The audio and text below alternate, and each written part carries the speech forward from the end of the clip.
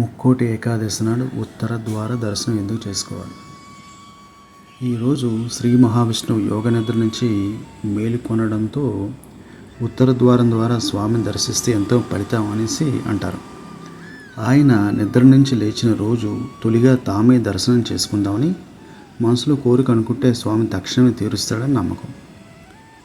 ముక్కోటి ఏకాదశి నాడు ముక్కోటి వ్యాపకాలు ఉన్నా సరే భక్తులు అన్నీ మానుకుని శ్రీ మహావిష్ణువుని ఉత్తర ద్వార దర్శనం ద్వారా, అంటే తిరుపతి కావచ్చు, సింహాచలం కావచ్చు, ఇంకా వైష్ణవ క్షేత్రాలు ఏదైనా సరే శ్రీ మహావిష్ణువు వారిని ఉత్తర ద్వారం ద్వారా వెళ్ళి దర్శనం చేసుకుంటారు. అలా వెళ్ళి దర్శిస్తే వీరిని ముక్కోటి దేవతలు దీవిస్తారని, వాళ్ళ వంశం బాగుంటుందనేసి వాళ్ళ నమ్మకం.